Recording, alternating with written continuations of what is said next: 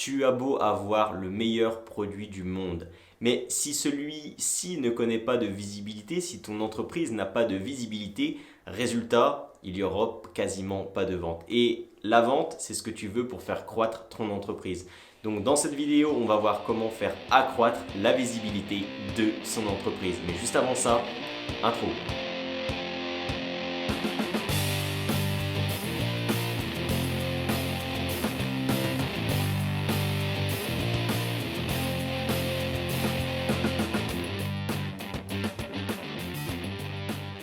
Je me présente, je m'appelle Dylan Taldu et je suis sur cette chaîne pour accompagner les salariés qui désirent entreprendre à devenir des entrepreneurs à succès.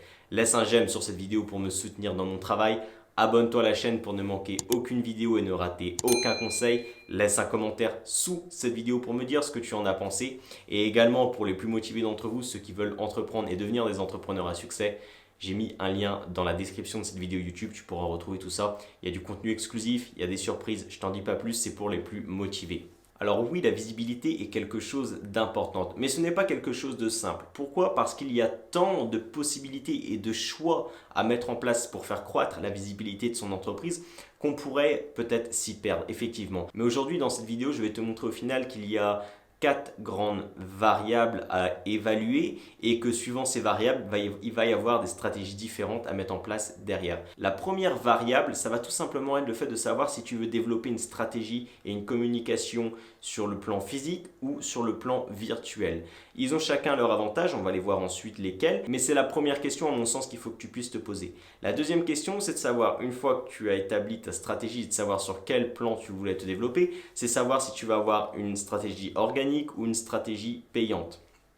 Est-ce que tu veux le faire naturellement via le bouche à oreille ou des choses comme ça qu'on va voir par la suite de la vidéo, ou est-ce que tu veux payer de la publicité pour justement accroître ta visibilité? Il y a encore là deux stratégies, plusieurs avantages, plusieurs inconvénients également, et on va voir lesquels. Encore une fois, ces choix ne sont pas arrêtés. Tu peux choisir une stratégie puis une autre. Par exemple, tu peux faire de la publicité sur du virtuel, mais également utiliser de l'organique en gratuit. Enfin, tu vois, tu as plusieurs possibilités et il n'y a pas de position arrêtée sur la stratégie que tu vas mettre en place. Alors maintenant, voyons les différents choix de communication, que ce soit sur le plan physique ou sur le plan virtuel. Le plan physique, je dirais qu'il y a deux grands avantages. Ça va être le fait que ton entreprise soit plus marquée, qu'il y ait plus de crédit sur la publicité et que celle-ci montre une plus forte image d'elle. J'espère que j'ai été clair, mais aujourd'hui sur le web, on voit beaucoup d'entreprises, que ce soit des entreprises amateurs, des entreprises professionnelles, et il y a de plus en plus un peu de tout sur Internet.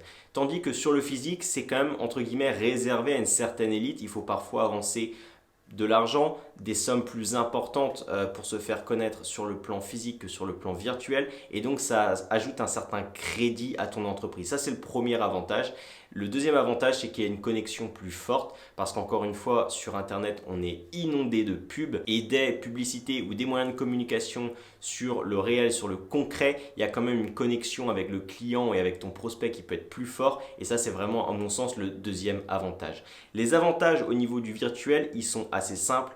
Tu peux cibler, à mon sens, plus facilement ton client type, celui qui va être plus susceptible d'acheter tes produits que les autres, tout simplement. La deuxième des choses, c'est que tu vas pouvoir ouvrir ta zone de chalandise également d'une manière beaucoup plus simple, beaucoup plus aisée via Internet. Et enfin, le troisième avantage, c'est que tu vas pouvoir créer une image sur Internet, une image virtuelle qui aujourd'hui est sur un marché en pleine expansion. Internet et la publicité sur Internet connaît une pleine expansion, il y a encore des places à prendre. Et donc, je pense qu'il ne faut pas négliger justement cette stratégie virtuelle au niveau de la visibilité, au niveau de la croissance. Alors la différence entre le gratuit et le payant, qu'est-ce que la grande différence? À mon sens, elle est très simple. La publicité payante ou la communication payante, elle va te permettre d'économiser du temps et de l'énergie, d'accord? Pas de l'argent forcément, quoique si elle t'en fait gagner en retour de cette publicité-là.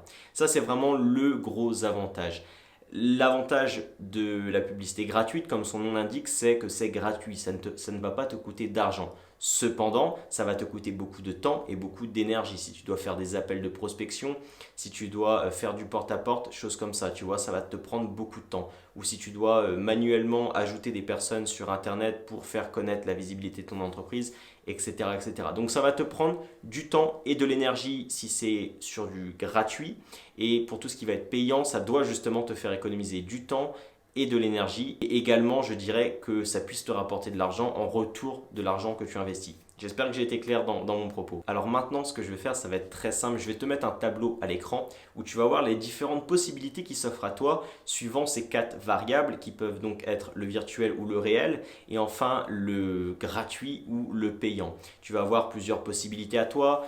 Cette liste-là, elle n'est pas précise. Il y a sûrement d'autres possibilités. Auparavant, il y en a eu d'autres. Dans le futur, il y en aura sûrement d'autres possibilités. J'ai dû sûrement également en oublier, mais je t'ai cité les principales sources de communication ici et tu vas déjà pouvoir te faire un petit avis, un a priori sur tout ça. Alors pour éclairer mes propos, je vais te prendre un exemple concret pour illustrer un petit peu tout ce que je t'ai mis ici sur le tableau. Admettons qu'aujourd'hui tu vendes des produits cosmétiques. Alors tu les crées artisanalement de chez toi et ensuite tu les vends. Donc ça c'est ton business, c'est ton entreprise, d'accord? On va regarder par rapport à ces 4 moyens, ces 4 variables, qu'est-ce qu'il est possible pour toi de mettre en place par exemple. Donc dans la catégorie de la visibilité réelle et organique, donc gratuite. Qu'est-ce que j'entends par là? Par exemple, vous pourriez utiliser les journaux ou les radios, d'accord? Essayez de paraître gratuitement, publiquement, pour vous faire connaître. Ça peut être une solution. Encore une fois, c'est gratuit et c'est sur du réel, sur du concret. Quand je parle de virtuel, c'est vraiment sur Internet, d'accord? Donc ça peut être une possibilité, par exemple, pour faire connaître vos produits, votre entreprise et lancer votre entreprise gratuitement. Voilà une première solution. Pour te prendre également un autre exemple, là je te prends mon exemple à moi. Je suis passé sur une radio récemment, il y avait 50 000 auditeurs, quand je lui ai demandé le nombre d'auditeurs en moyenne, il y avait potentiellement 50 000 personnes qui pouvaient m'écouter. Donc tu vois que 50 000 personnes, c'est pas négligeable, ça peut t'apporter un petit boost au niveau de ton activité, ça peut t'apporter une certaine visibilité et ça encore une fois c'est pour une radio. Si jamais tu répètes encore une fois cette manœuvre et que tu essaies de faire croître ta visibilité par ce point-là, ça peut être une superbe source pour faire connaître ton entreprise. Maintenant, prenons un exemple sur du virtuel et organique. Qu'est-ce que ça pourrait être? Ça pourrait être tout simplement de créer une identité virtuelle sur les réseaux sociaux et d'inviter des personnes à venir aimer ta page.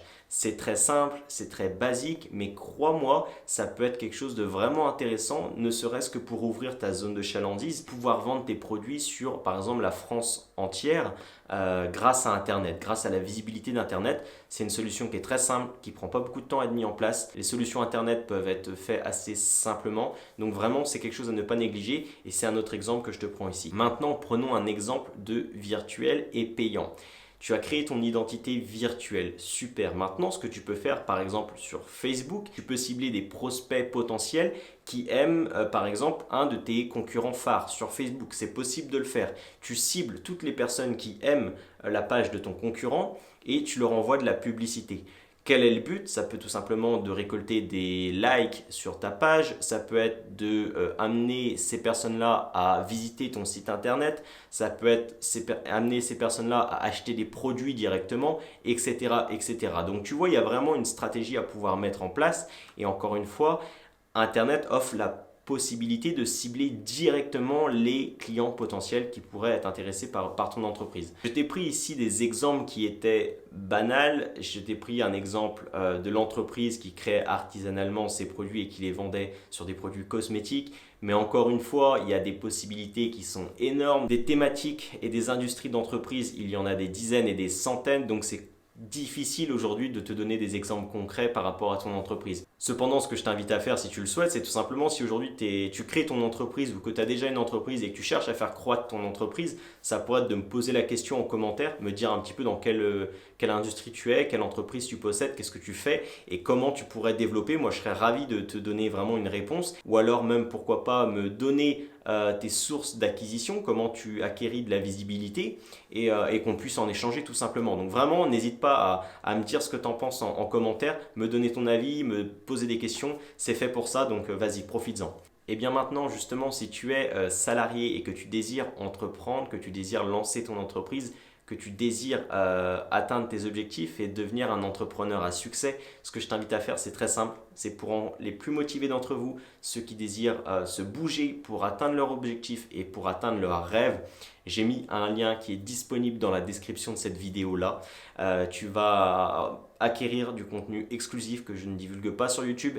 Il y a des surprises en plus. Je ne t'en dis pas plus, je te laisse vraiment découvrir tout ça. Mais encore une fois, fais-le si tu es réellement motivé et si tu es réellement prêt à te bouger. Sinon, je te le dis tout de suite, ça ne sert à rien, ok? Donc voilà, écoute, je finirai cette vidéo tout simplement par te dire qu'il est de ton ressort de devenir le leader de ta vie. Mais pour ça, tu dois passer à l'action maintenant. Salut!